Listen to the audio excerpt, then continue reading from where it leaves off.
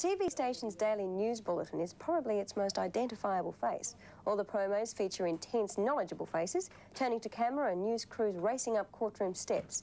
Live eye units abound, and news gathering is immediate, it's live and direct. But it wasn't always like this.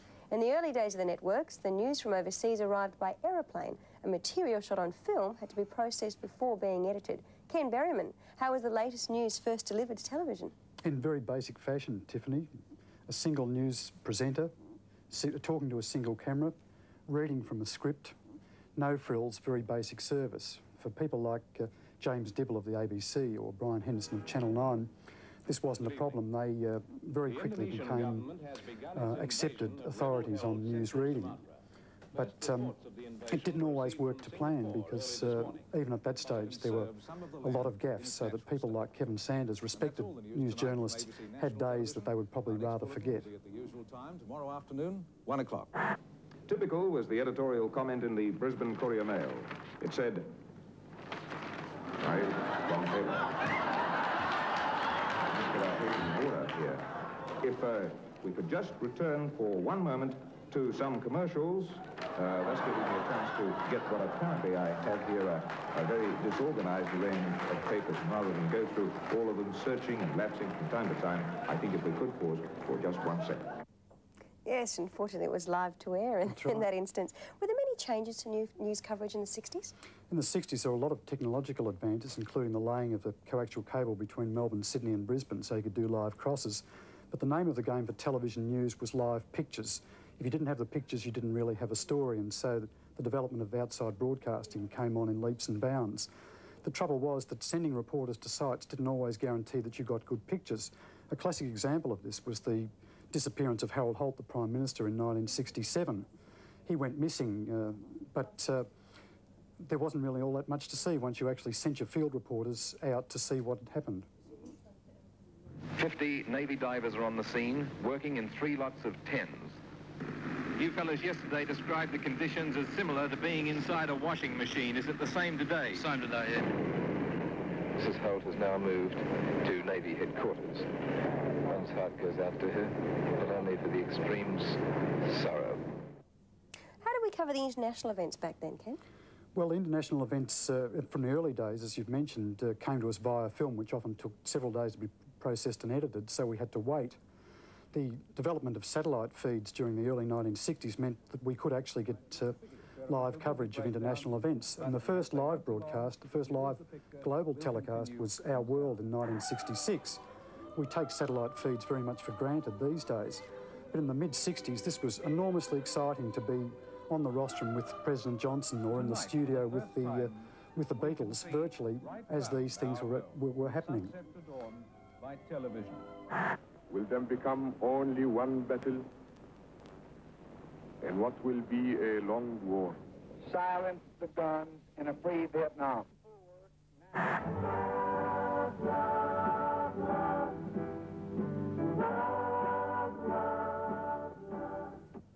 How much emphasis has been placed on style in news presentation? Well, given that most TV stations report the same news and get the same footage to report it with, style became terribly important for news stations or news coverages to get the edge on one another. For the ABC, it wasn't a problem for experienced newscasters like Jeff Raymond because they'd already developed a persona which people came to know and respect over many years. Retail food prices throughout Australia have begun to stabilise. The monthly food price index released in Canberra today shows that retail prices during October rose by 0.6%, the smallest increase in 10 months. When colour came in, of course, even Jeff had to move with the times and developed some kind of stylistic signature, which for him became the rose in the lapel. Jeff was confident enough in the cameras, of course, to ham it up during takes as well. For Channel 10, trying to get into the news field, they had to develop much more aggressive marketing with people like Jana Wendt and David Johnston. Just naturally work well together, like David Johnston and Jana Wendt. What each can do well alone works even better when they're together. A natural sort of communication you just don't find every day. Good evening, I'm David Johnston. And I'm Jana Wendt. Another chapter today. David Johnston and Jana Wendt, the news people who are the talk of Melbourne. Naturally. How influential has news coverage been? It's been enormously influential over the years. In fact, most people get their news via television, so it's terribly important that the stations capture that terrific market out there. Probably the single most influential TV news event has been the Vietnam War. It actually changed people's perceptions of it. We've always had war correspondents, but in Vietnam we had cine cameramen like Neil Davis, the Australian, who actually got in the front line for both sides and brought the war into the people's lounge rooms and changed their perceptions. An Australian survived for 11 long years. Davis was 30 when he arrived in Vietnam. He had no combat experience. But before long, his Vietnam footage, filmed for a British-based syndicate, was watched by millions all around the world. Unlike most Western newsmen, Davis preferred to go with the Asian soldiers. That would have been one of the most newsworthy news items? It was, but the one that constantly rates as the most significant news story, surprisingly, is the dismissal of the Labor government in 1975. And although, in terms of pictures, it doesn't rank with the stuff that was coming out of Vietnam, I think because by that stage Gough Whitlam was such a consummate television performer, he was able to orchestrate the scene on Parliament steps just as he would a live audience in a theatre. The proclamation, which you have just heard read by the Governor-General's official secretary, was countersigned Malcolm Fraser.